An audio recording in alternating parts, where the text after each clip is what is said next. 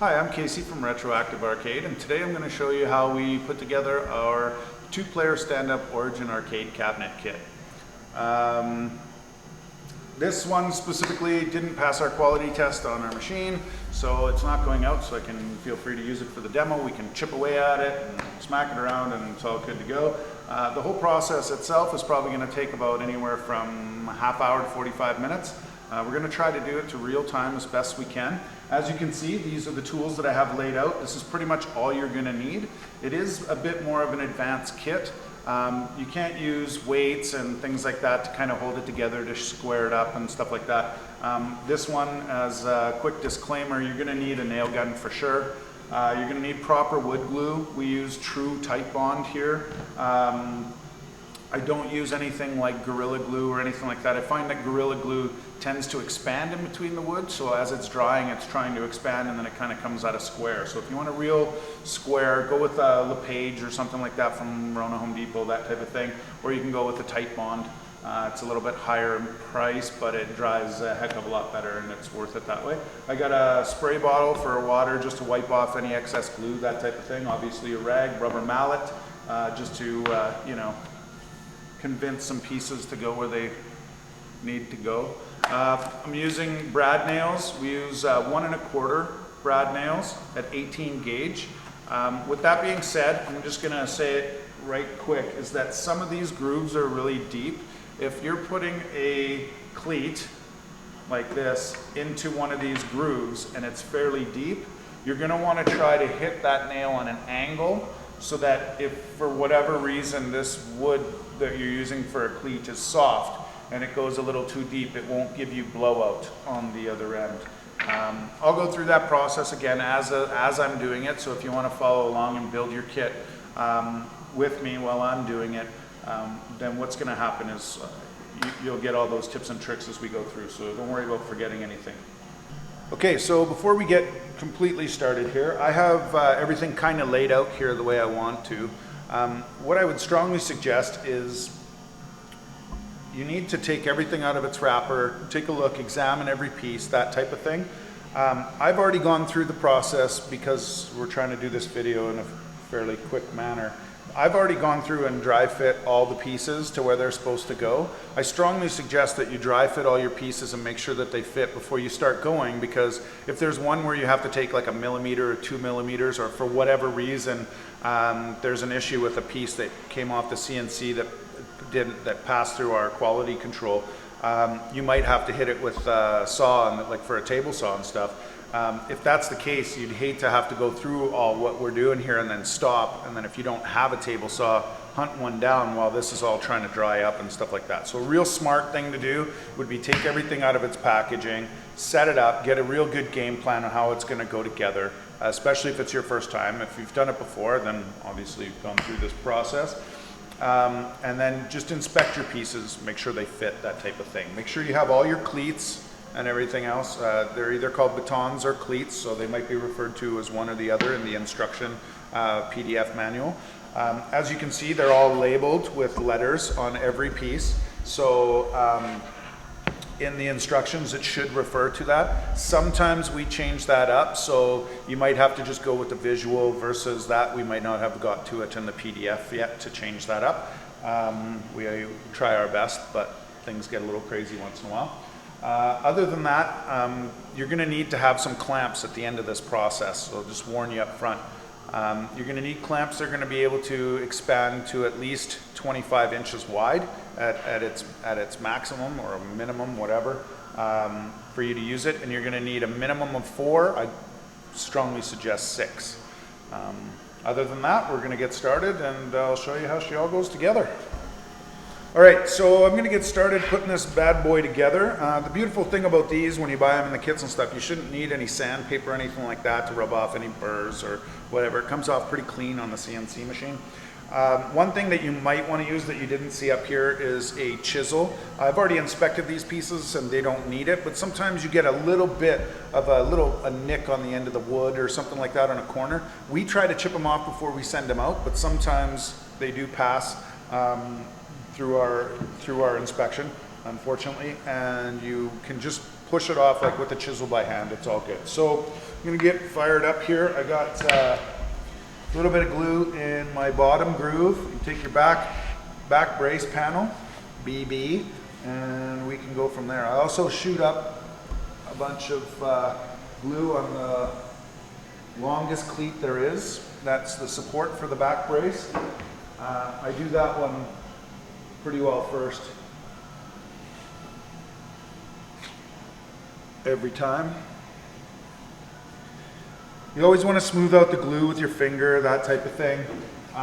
If you don't, you're going to get a lot of bulging and that kind of stuff. You might not get a nice flat friction fit in between the pieces if you don't. The cleats don't matter as much. I mean, you want to get them as close to it as possible. That's where it gives it its structural integrity. But if the cleats don't firm up 100%, it's not the end of the world. With that being said, any of these pieces like this, they have to butt up flush. Like there should be no space in between them whatsoever. And that's the big reason for the clamps in the end. I'm going to be running nails and doing it, and you'll notice really quick that I'm only going to be putting cleats on one side of this whole thing, and when we put the top on, I'm going to clamp it, and then I'll put these cleats on after, probably 4 hours later or even the next day. Let it sit overnight, because the cleats will hold it throughout its lifespan. But for right now, the cleats, when I'm nailing them like this, are just basically holding the glue together while it dries.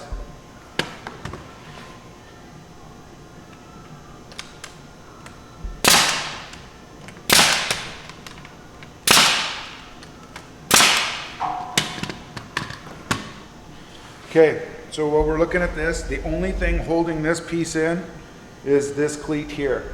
Okay, I got the glue on the bottom, it'll dry up. As we go along, what's happening when we're fitting all these pieces together, as we put each piece in, it's squaring itself up more and more and more. When I'm all done and I clamp it and I don't put these cleats on the other side, it allows it to square up because of those clamps. You clamp it really tight.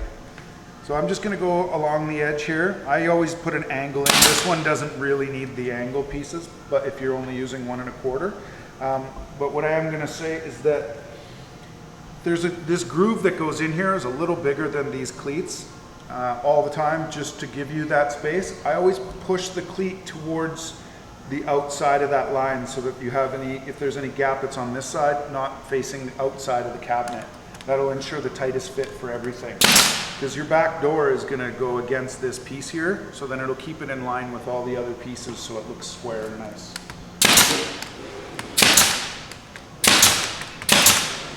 Okay, so up here, there's nothing in the way here. It is glued. I'm going to get to this point before it dries, so this will allow for movement. I wouldn't nail this in right now because the piece that's going up against it isn't in there. So if you nail it and you're off by a millimeter or whatever, you're going to have that gap, and you don't want to have a gap.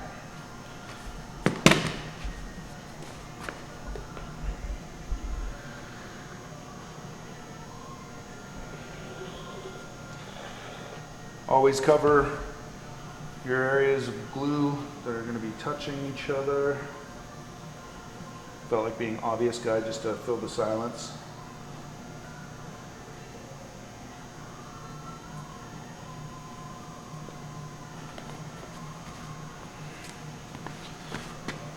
Okay, so piece labeled bottom.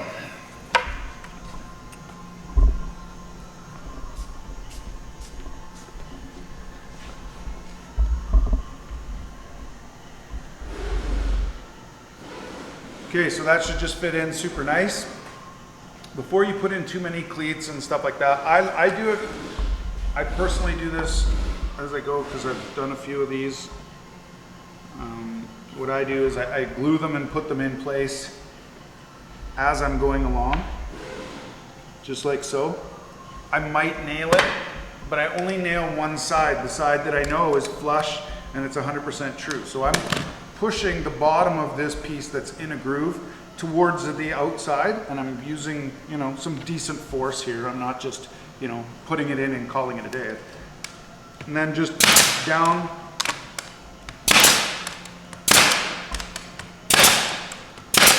Doesn't matter how many nails you use, 3 or 4 are fine every time.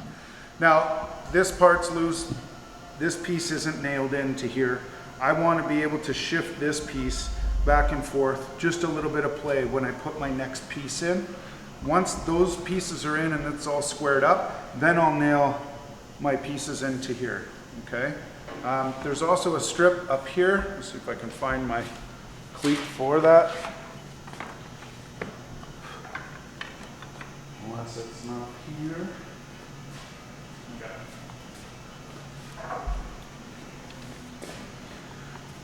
Now, the one on the inside here, the same thing. You only do it to one side and one side only. You can't see me right now, but it's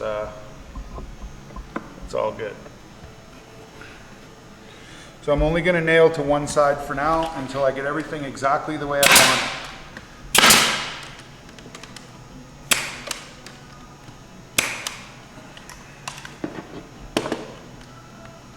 Now, as I stated before, I already went through the process here and dry fit everything, so I knew that this was going to fit together like a dream.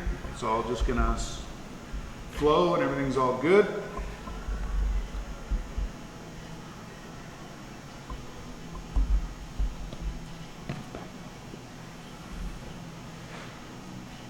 Try not to build up a bunch of glue in like the little corner seams like this. It will build up, but you're going to take it out of there just because it's going to squeeze out and ooze out over time. It might look fine when you're building, as you're building it, but when we get to the end and we clamp it, that's when it's all going to squeeze out. And then you're going to get those areas where, obviously, where you're squeezing into it, where it's going to ooze out, and then your clamp is in the way and you can't wipe it off, and then you get this gross, nasty buildup because it's going to dry that way.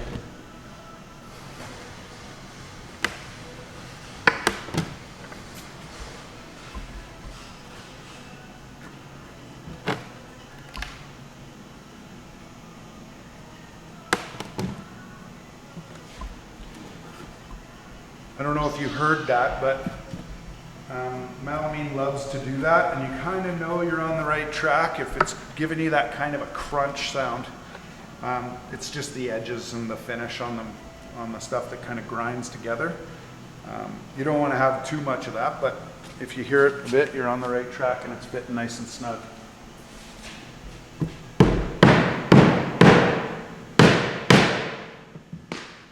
It's good old enforcer. Works every time. This is why you want to leave those cleats loose and you don't want to nail them in. So the next one I'm going to put in is right here.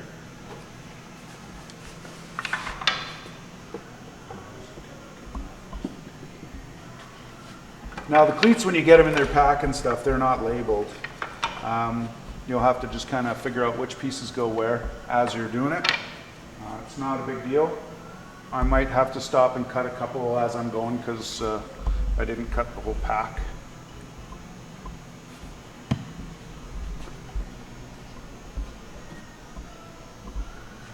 If you use the wrong one in the wrong space or whatever, it's not a big deal. You can use little shorties throughout. You can do whatever. We try to just give you the full length. It's the best way to make it.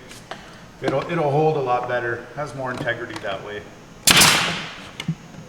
If you go the full distance, gamut, whatever you want to call it.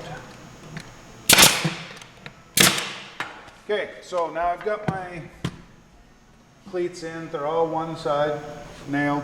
I'm going to just pull this on my chest, pull it towards me. If you have a clamp and you don't feel comfortable using tools, one-handed holding stuff, doing whatever, this is at what point in time right now you would clamp this.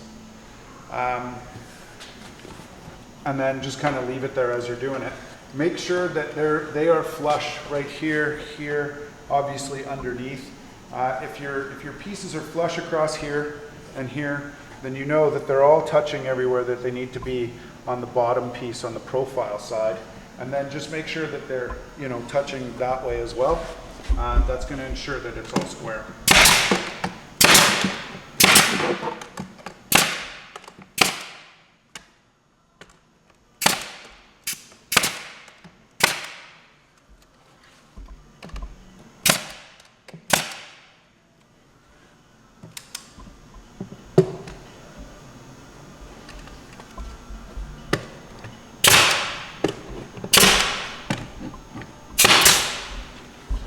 All right, so that's nice and square, nice and tight.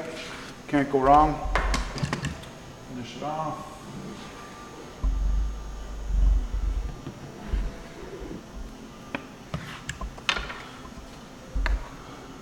Now, as I said before, you'll see that I didn't flatten out the glue on there. The cleats don't matter as much.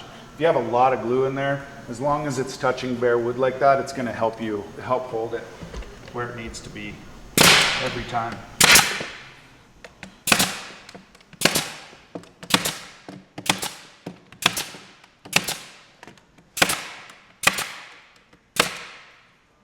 Don't be shy with the nails either. They're cheap. It's not a big deal.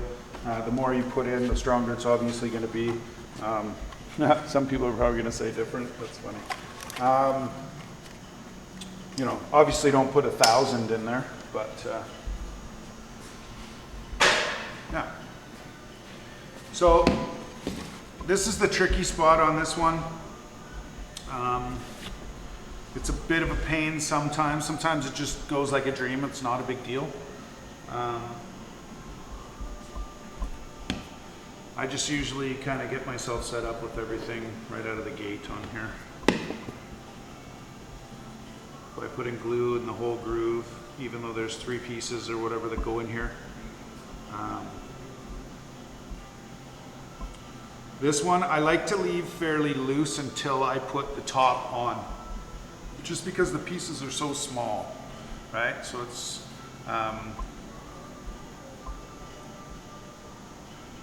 quite finicky at times. Like as you can see, there's nothing really holding that on there. There's just one little part there. I'm not going to do it right now, but what we do is we send nails through here to hold that in so it won't bevel or buckle down or anything like that. Yeah.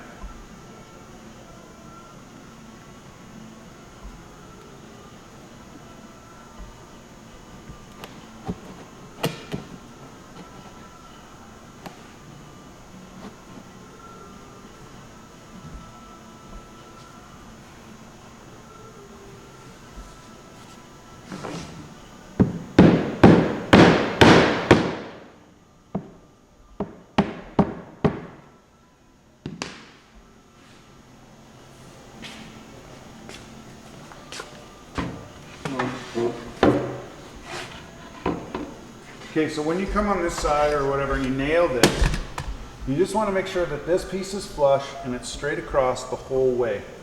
The way it's cut, obviously, has a little part that's kind of cut away. You want that part to be flush. You're going to have a little bit of a raised lip of the finish of the actual melamine on there. Try not to make it flush with the black part on the top, just with these lines that go there. So make sure that's good. And that's good, and you should be okay. If you do it the other way, you're already immediately at a square. So with that being said, you either can clamp this or you can just hold it, put your nail in, just as reference. I wouldn't start going too nail heavy with this.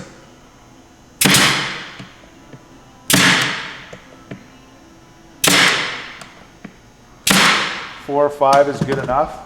Make sure that you go straight in.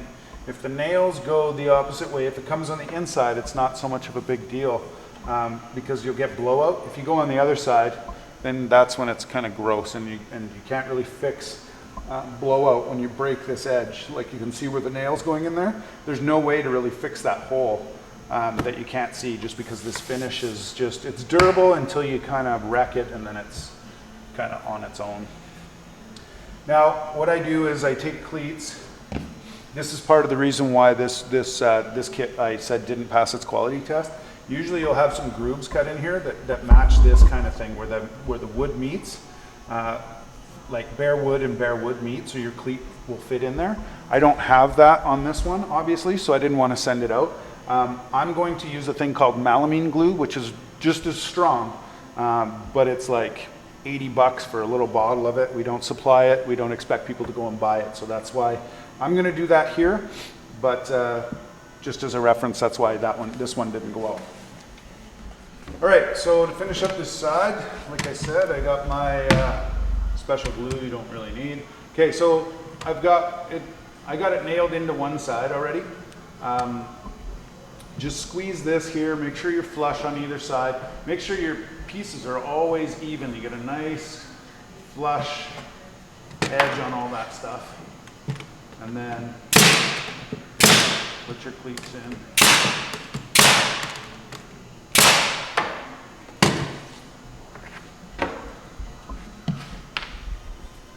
So normally you're just going to use wood glue on this. Just get rid of that stuff.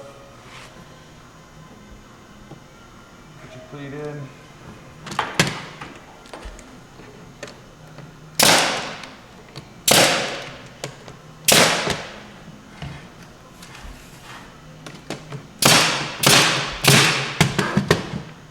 Okay, so we're going to keep going with the rest of the cleats at this point.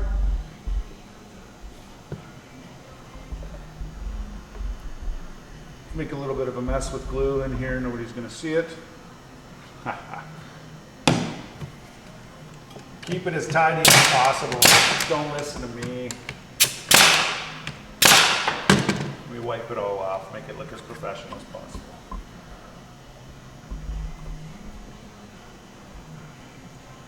Okay, so you'll see that I'm also putting glue along the lines in these cleats as well, because I know what I'm doing on the monitor here. I'll talk to you in a sec about it, and I will talk again about it at the end of the video for the monitor. It's either the easiest part or the most complicated part, depending on what you choose to do.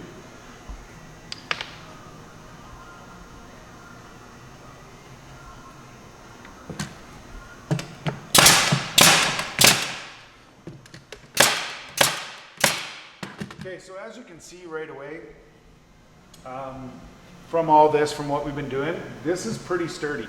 Like, it's not moving. And once you put the other piece on here, this thing will fall off a truck and it won't fall apart. It'll break before it falls apart. So you'll crack it somewhere or break a piece off before something ever happens to it. Between the dados and these cleats, this thing is virtually indestructible. Yeah, I'd stand behind it 1000% every time. Just make sure that you have all your parts flush and everything's touching each other. Okay, so now we're just moving on to just cleats. There's no more pieces here right out of the gate. We're just going to keep moving up around the line here. And this is going to be your cleat for your control panel mount. And I believe, that one. And then you got your cleat for your monitor mount.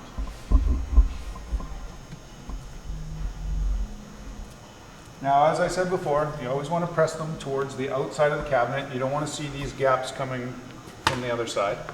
Now, these are the grooves that I was talking about that are fairly deep. If you start hammering it straight down, you should be okay, but just to be on the safe side every time, I always hit it on an angle, right? Now, if you go too much of an angle, it might ricochet and you got a nail taken off on you. So just a slight angles should be more than enough, so you don't get any blowout.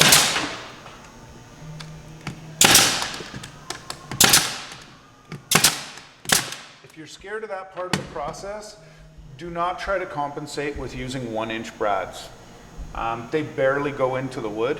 You need it to go in as far as it can. If it just barely goes in, this is always going to be flimsy while it's drying. The glue should be sufficient enough to hold it, but if it ever comes out of whack from moving it around, or you just touch it or it gets wonky, you will hate yourself after, trust me, because it's the only way to fix it is to rip it out. It'll probably destroy some of the wood. Then you got to play around with it and go from there. So just take your time. Be careful with it. Like I said, don't put too much of an angle on it. Just, maybe a 20-degree angle is all you really need. Anything more than that, you might get that ricochet, and I don't want to tell you to do dangerous stuff that you don't need to do. Okay, moving on. So this part here, not very tricky, super easy, but you want to do this one way, because only one side, when you finish this, when you put the other side on, only one side is going to be unbelievably sturdy. The other side is just going to be good enough. Until it dries, it's fine, but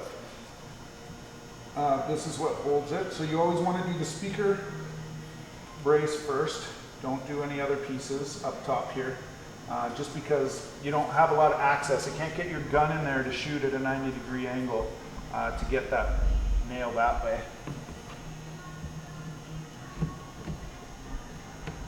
So it should just fit in super nice. Should just be able to let it go and let it do its thing. Take a cleat, put it in, press it nice, get it as 90 degree as possible. Do the bottom or whatever side you want to do first. I always do the bottom. Then you kind of squeeze it together. Good to go. That's not going anywhere. Now it's a little flimsy and you want it to be because you want to be able to adjust it when we're putting the top piece on. Okay, we're getting to the home stretch here.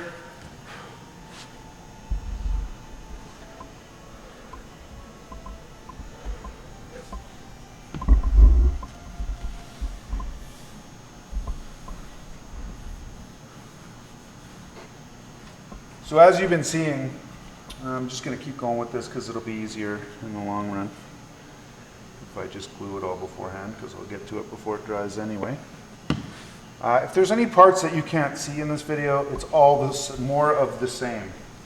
Not to say that it's super boring. I should be entertaining you well enough.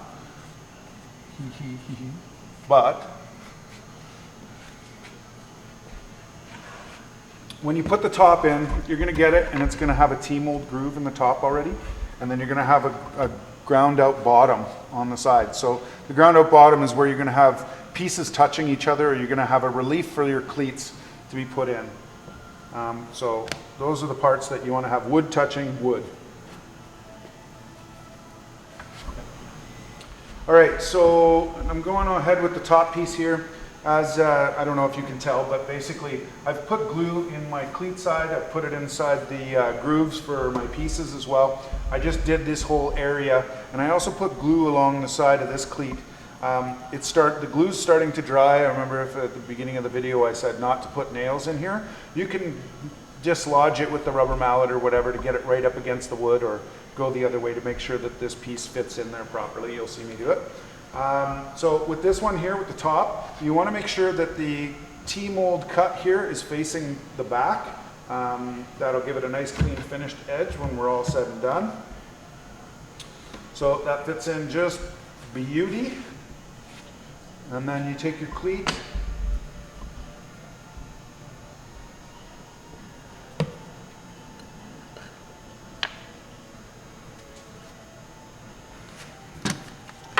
happy day.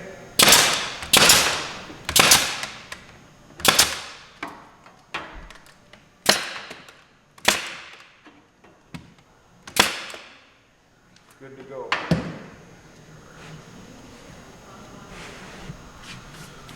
One more piece on the home stretch. So you want to take your back top piece, BT. It's got a little spot for your fan and stuff like that. With that being said, when you purchase one of these, you have purchase a kit from us. You have the option to purchase some of the things that that we pre-cut some stuff for. All you see is a hole on the other side. So even if you order it, you can put in special notes that you don't want a hole there. I strongly suggest venting your machine, but you don't have to buy a fan from us. You can put whatever you want. This cutout is set up for a 12 millimeter fan, so 4-inch fan.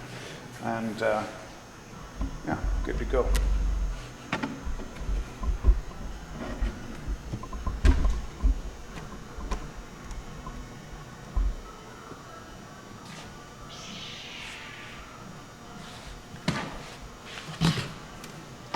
All right, so I put glue on this side of this cleat that went from here up already beforehand.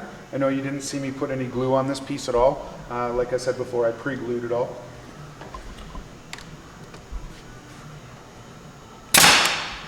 And then if you remember, I told you not to put nails in this piece that's here. It was laid out pretty much exactly the way I wanted it to. So it does dry a little bit. If you find that you are off, it shouldn't be 100% dry. You should be able to hit it with a rubber mallet and move it and stuff, and it'll still have some tack and stuff, and it should be good to go and dry in its place after that. So if you're off by a bit, don't worry. Just adjust for it and then nail it in after.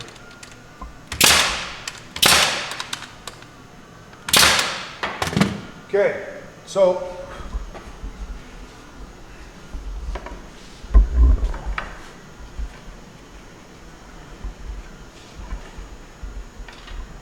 So there'll be a piece in there, I'm going to show you right now.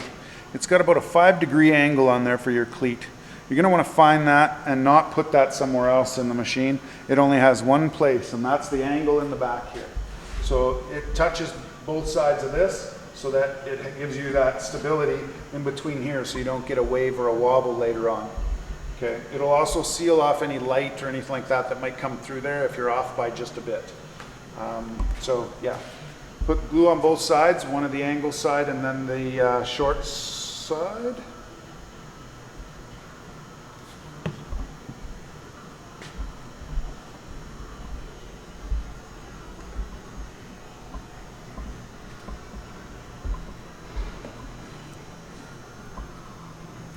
This is the harder one to get at with your hands and hold and do all that stuff. If you have a friend or buddy or whatever that wants to help you out, by all means, get them to help you. This could be easily a 2-person job. I've done a few of them, so it's not too bad. Plus, I'm really tall.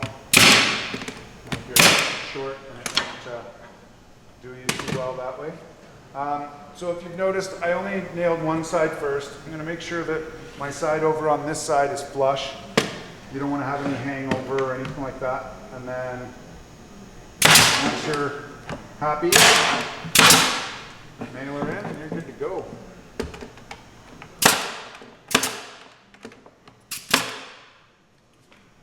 All right, so that's putting the one side together. That's all the easy stuff. Now, when I was mentioning there before about having a buddy or a friend or whatever, I mean, your wife, girlfriend, whoever, kids, whatever, they can kind of help you out with this. I can do it myself. I'll show you how to do it yourself, so it's not the end of the world if you're alone. Is putting this top piece on. It can be a little heavy. It weighs about 50 pounds, and you're trying to steady it out and do all that kind of stuff with it. I'm taking the easy route right now, and I'm just putting glue on the top pieces and then spreading it thin. I would strongly suggest so you don't make it too much of a mess, because if you miss your spots too much, you'll spread this glue all over parts that you don't need glue, obviously. If you can, take your piece like this that's going to be going on top and put your glue in all your grooves. Leave all the cleats bare. But any place where there's going to be contact for these top pieces of wood, you're going to want to put your glue in. And then when you put it on top, the glue won't touch it until it drops into its guide or whatever.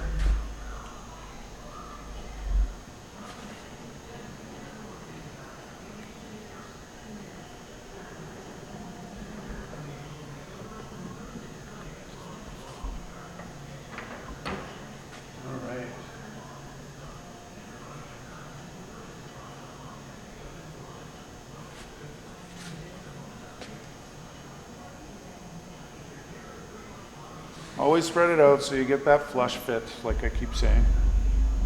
It's very important. In the end, when you're done, you'll notice really quick that, if you didn't do some of these steps, you'll figure it out, because your cabinet, no matter what you do, you can't get it to stop rocking when you're done building it. When you set it all up and it's playable and stuff, it'll kind of rock, and you'll have to put an adjustment on your feet. One foot will be that long versus the other side that'll be like that because you didn't square it up properly. So you can even take a square angle or whatever when you're all said and done, when you're clamping this, and test it. I will show you that after we clamp it all up when we're done this piece. We're going to go straight into clamping. It takes 2 people to do that for me on my table, but if you want to do it at home by yourself, go ahead. It shouldn't take that long, or shouldn't be that hard. You want to clamp it before you move it, so it has to be kind of on its side or whatever, because like I said before, you're not going to be nailing those cleats into it, so you're going to have nothing really holding it down. If you really want to get up in there and you want to move around and put your cleats in before, that's fine. Just make sure you don't push the panel that's going on the top here, the profile piece. Make sure you don't push it upwards, because you want to have that tight fit, so that's why I do it that way.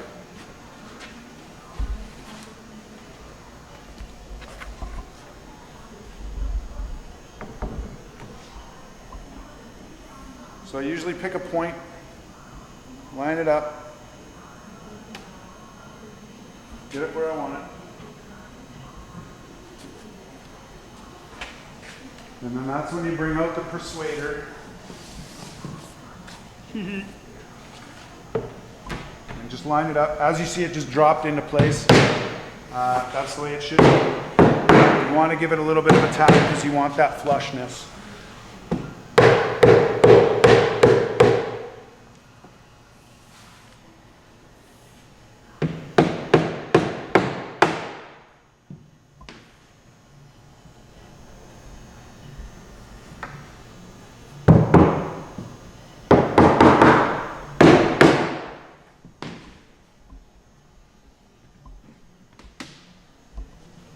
Seems no matter what I do, it's the speaker one that always kind of gets in the way and stops you from dropping the rest into place.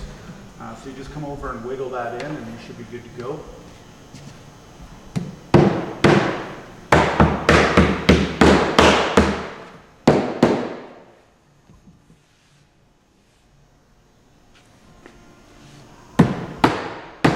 This spot here can be a little tricky once in a while.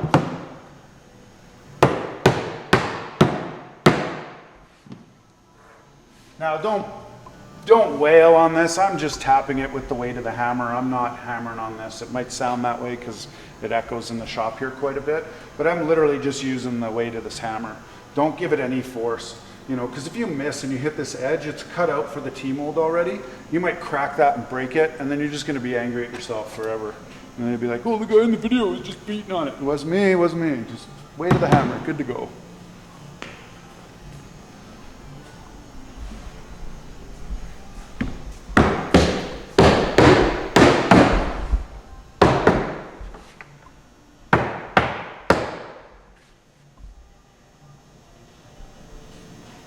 Okay, like I said before, can be tricky at times. That speaker one over there. If you have two people, you can have somebody hold that one in its place. It likes to move for whatever reason. I'll get it in a second, and the rest of it is all shored up. So, happy day.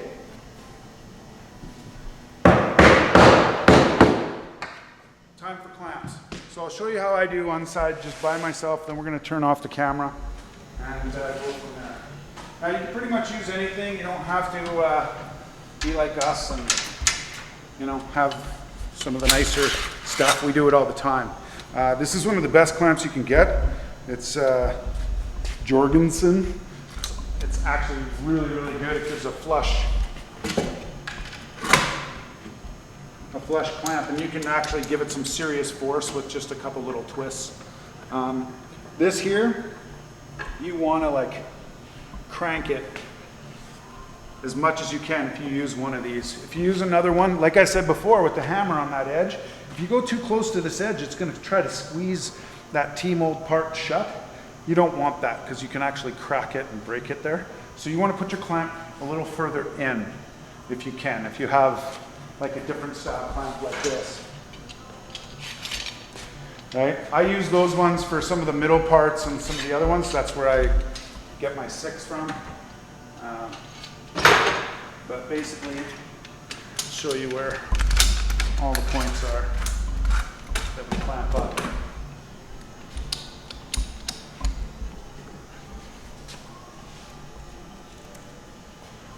All right, so I'm going to move ahead with some other clamps, and then we'll get back to you.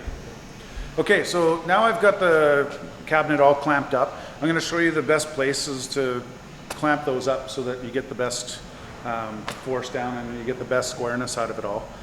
Like I said before, I'm going to probably do the cleats in anywhere between 4 hours to sometime tomorrow on the opposite side, just because I've got things to do and whatever. But if you're in a rush and you're really excited and you don't want to, you know, have too many beers before whatever, you have to hold it like this for at least 2 hours. After that, then you can kind of do whatever you want, but you're taking matters into your own hands. I would personally say 4 hours is the best way to go, and then you can either take the clamps off, and you can put it down, you can flip it over, you can do all that kind of good stuff. If you can set up your clamp so that you can move it around, then feel free to start putting your cleats in right away if you'd like. It's just whatever you feel comfortable with, if you have enough room, that kind of thing. I like to not have the clamps on there because they're kind of a pain in my butt. Okay, so I'm going to show you the 6 locations that are the best places to clamp this machine or this cabinet. So obviously you want your top bottom corners.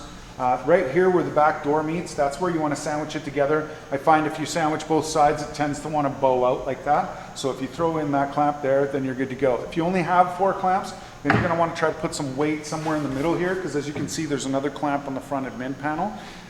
When we were building it, there's a big L shape there. That's really strong once it dries, but it's a pain in the butt unless you have a lot of force there holding it together, because like I said, this thing kind of wants to bow out if you do the top, just do the 4 corners on it. At this point, you can dry fit your door to make sure that your door fits if you want, and that kind of thing. If you might have, you shouldn't have to cut it down, you shouldn't have to do anything. If it doesn't fit just perfect and it's kind of just off a little bit, it could be because the clamps are a little too tight. Wait till you take the clamps off and then it'll probably fit for you. It shouldn't be an issue. This is the part that I wanted to show you, what I was talking about before, where if you put too much glue in, you're going to find that you have little areas that give you grief here. So I've got that issue right here. When you put the clamp in, your glue starts to ooze out. You can either take a piece of wood and scrape it off like that, and then it's gone. It won't dry clear, but you don't want it to dry chunky. If you have a smudge of glue on this melamine, you can actually scrape it off with your nail afterwards. It's not the end of the world. But in a corner like that, it'll build up, and then when you try to scrape it out after it's dry, it'll actually chip the melamine, and then you don't want to do that. Just a quick little tip. Other than that, we're going to move on, and I'm going to put the feet on this machine. It comes with 4 blocks. Regular 2x4, pressure treated, nothing special. This one here, what I do is I use my melamine glue, so I'm just going to keep doing what I do in my shop. I strongly suggest just putting it in and then screwing it in with some deck screws, probably 2-inch will be more than enough. They're not included in the package, so you can do it however you want. I put melamine glue and I hit it with nails. If you don't have the screws right away, but you want to get things moving along, what you can do is you can take your nail gun, you can nail 4, 6, 8 nails into from inside down to it, keep moving on, and then when you're done or ready to build or move this thing around, and you have a chance to get screws at that point in time, then you can screw it in for some extra whatever. The nails will hold it, but eventually if you're moving it around a lot, it won't do you too many favors in that regard. All right, so we're pretty much done the cabinet. All we are missing is feet on it at the moment. So basically, your kit's gonna come with 4 blocks, 2x4 pressure treated wood. They should be 4x4. And basically, like everything else, dry fit it first, make sure it's gonna fit in your spots, that kind of thing. You wanna put it in the 4 corners. I strongly suggest not nailing this from the outside or connecting it from the outside. I don't include screws, but I strongly suggest that you put like anywhere from 1.5 to 2-inch decking screws through the inside on the bottom down into these blocks to hold them into place. I don't have any grooves cut on the inside of this, just for specifically the only reason is because the CNC I can't flip the CNC to cut one side and then cut another. It's just too much work on that end and it screws up too much. I'm using melamine glue. I wouldn't use wood glue on this, it'll just break off, it actually makes it worse. So you can just nail it for now if you don't have the screws that I was mentioning, and that's not something that you're gonna do right out of the gate. Or you can just wait, go pick some up, do whatever.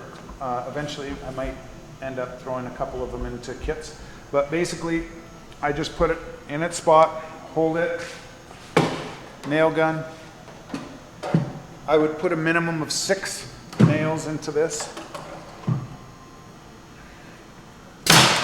Watch your fingers. It's kind of hard to tell where your thing is, so.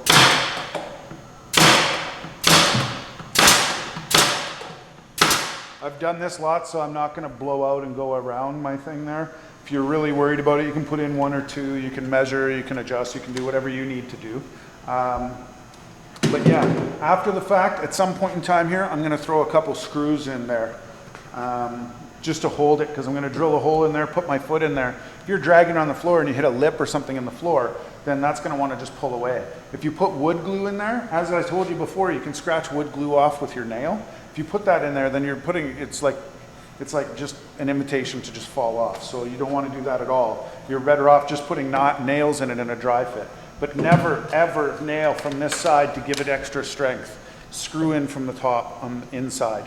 That's the only way you want to do it, because you can't fix whatever you do there. Once you put a nail through there, it's always going to be there. You can't get rid of it. So I'm going to go through the other 3 here, and then we'll come back and I'll show you how I drill the hole and put the feed in. Okay, so all the feet are in, as you can see. I am going to, and I've also put a little dot on each one in the center of where I want them. You can move it to the outside, do whatever, but for the structural integrity, you're going to want to go as center as possible, then it won't chip away or do any weird stuff. I use pressure treated wood so it'll never rot, so you won't have any issues there. Just a regular drill. The drill bit is a 5/16. What I do is I go in about a 1/2 inch, and then on my way out, I'll kind of ream out the edge just a tad, just to get rid of some burrs, and also make a fit for the feet that are going to go in there. So I'll just get going. If you're lucky, you won't hit any nails that you've put in from the other side. That's why I say put the screws in later, just in case. Because if you do the screws from the inside, you're kind of doing it blind. So, you know, you want to make sure that you don't put your drill through a screw. So.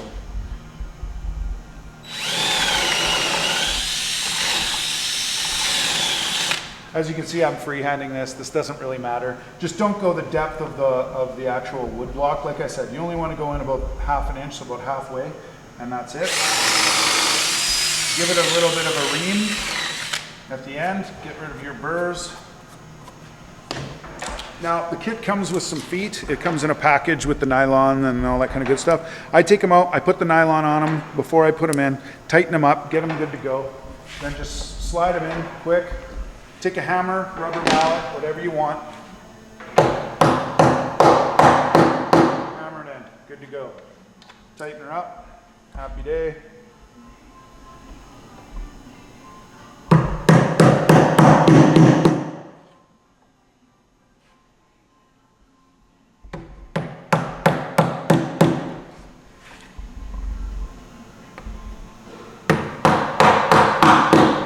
Now these are just the ones that we include in the package because they are adjustable.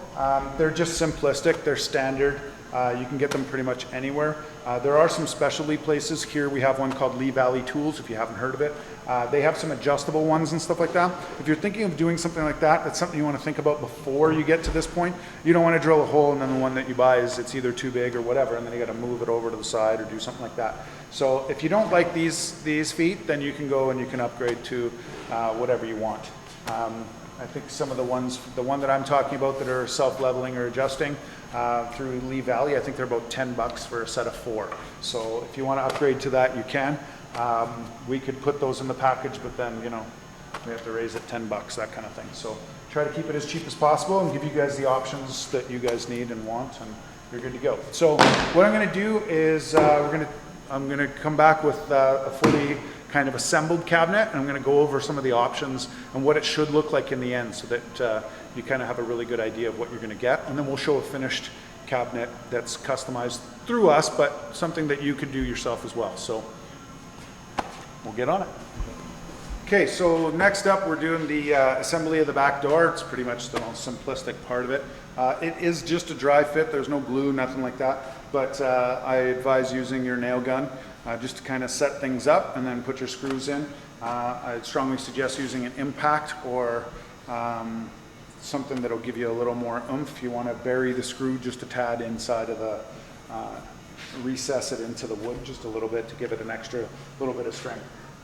So basically you got your back door and door back, DB for short. Basically you want to get it as centered as possible. So if you want to measure it out,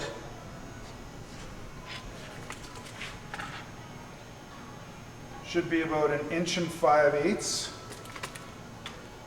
from either side, the way it's going. And then the distance up and down doesn't really matter. I like to try to get it so that these screw holes that are going to be in there are probably about the middle of whatever. You only really need 1/2 inch on this. If you really wanted to push it up and give it a little more oomph, that's fine. It doesn't really matter. I usually do about 1 3/4.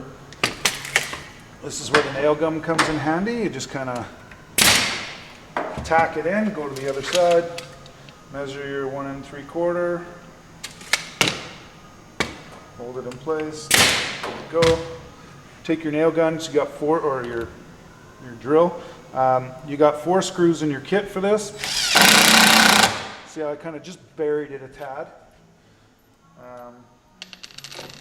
Yeah. It's pretty simplistic. Like I said, a dry fit.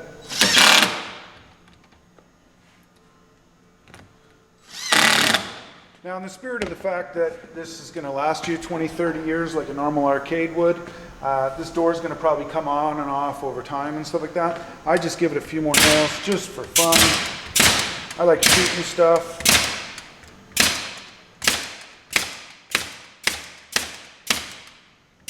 I love spending money on nails. So it's all good times. This door, I already dry fit it before, but I can take it around here real quick. At this point, you want to dry fit this piece, the big piece, before you put this on, just in case it has to get cut down. If you put this on and then you got to cut it down, now you've got some weird shape that you got to use on the saw and that kind of thing. So like I said, I dry fit it already. Even with the clamps, I'm good to go. Now it's happy day. Good to go. So there's also a lock in your kit. You can just put the lock in there. Good to go. I'm going to go around a completed arcade here in a second and show you all the options that you can. Okay, so I'm standing in front of the arcade that we just built. And basically she's fresh off the line, so don't mind the dust. I've got some stuff that's loose fit, but I want to point out a few things before I do the rest of the way this thing is set up. So right at the front here, we have an audio hole. We do this when we build our machines because that's where we put our audio sound control. It's just like a hi-fi amplifier with an LED in it, that kind of thing. We sell that on our website as well. It is an option when you buy the kit to add it or not. If you don't add it, and if you don't add the audio, we're just going to do this blank. So there's going to be no hole here. It's just going to be good for you. Do whatever you want. If you're going to put in your own little audio pot, or you want to go on the inside and do your volume and stuff, that's all up to you. This just gives you another option off the CNC. It's so much easier to just be able to put your audio in there, boom, and it's right in front of you the whole time. Everybody's good to go. The other options with the control panel, I think you got 6 or 8 different options for layouts on the control panel. So if you're going with, like, this one's set up for a JAMA board, so it's basically maxed out its potential for 2-player. If you're going to do MAME, Retro Pi, that type of thing, you're probably going to want some extra buttons here. You're going to want some different bit of a layout or whatever. There is an option. It's not on our website for you to choose, but if you email us and you ask us to put holes in the side so you can have side buttons, front control panel buttons, things like that, we do offer that service. I think it's about a $40 or $50 upgrade or whatever for us to do that for the artwork charge. But other than that, you know, that 40 or 50 bucks could save you so much time. You could drill your own holes, of course, and do whatever you want. Just you need a really sharp bit because you will rip the edges apart and that kind of a thing. Other than that, with the monitor mount, you got 2 options for the monitor mount. This one here is for a 19-inch monitor that we sell. This can be mounted, if you have to ask specifically though, because it won't change over, but we can make one that goes vertical as well, so that it sits inside if you want a vertical monitor, or you can have it for your horizontal, like it is right now. You just pop your monitor in, good to go. You get a plastic bezel for it if you want to do that as an upgrade. It comes with your marquee as well. You can also upgrade and get a plastic cover for this console top, and it'll be cut to whatever your specifications are for your control panel. Other than that, inside here you can see it allows for a thing called a Malenko mount. If you're going to do that, you might not want to put these braces in there. I put the braces in there because I have that screen panel that's going in there. There's a Malenko mount that goes in there it's just got a VESA pattern in there so that you can mount any monitor you want in there, slide it back and forth, and it comes with some hardware brackets and stuff that'll hold it in place wherever you want it. When you do that, you're going to want to push the monitor up after you put your plastic in to press against the bottom of the control panel and the top of the speaker as a pressure fit, and try not to bend it, because this is on an angle right here, so that'll stop that plastic from like sliding in and doing that kind of thing. But you want to have something that's going to give you a little bit of give so that you can move that plastic, pull it out, and clean behind it and stuff, because it will get dusty and nasty over time. And then if you make it so that it's permanent, you're going to hate yourself. Let's come around back real quick. This comes with a lock, so I've already got it set up. You can just pop it in. It's a really decent quality lock. You're never going to have a problem with it. And basically all said and done, you can see inside, it's all cleated up. This thing is built like a tank. Now what we're going to do is show you a finished machine. Okay, so this one was customized here in our shop, so we put the Ghosts and Goblins theme on here. We do sell deco packages and deco kits that will fit this, that are standard off of our site. Also, if you contact us, we will design something specifically for you, and for a specific charge, and then it'll come in your package and kit as well. Plexi for the marquee and the bezel are not included with the original kit, but you can upgrade to get it. We also have a plexi kit that goes over top of your console that'll be cut out to the exact pattern of your buttons as well. We also sell T-mold, the joysticks, your controllers, everything for this package. You can get specifically through us if you'd like.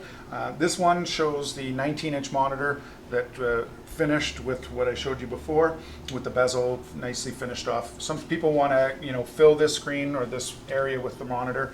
I find a 19-inch monitor is pretty much the only thing you can get that'll give you that 4:3 look, that keeps it to the original. It is small, but unfortunately sometimes you have to pay the price with that type of a thing. We also have videos that show you how to put in T-mold, and also how to put on the decals that we carry as well. This shows the audio amp that I was talking about prior. This is when it's all said and done. It gives you a nice little option to do your balanced treble power. You can just turn it off real quick. You can turn it on to give you that sound, that sort of thing. There's room under here where you can put any LED lighting or something like that if you want. You can also get these packages with a coin door. Yeah, so if you want a kit from us or something like that, you can order anything that you want. We will accommodate you as best as we can. Feel free to contact us and we'll give you a quote.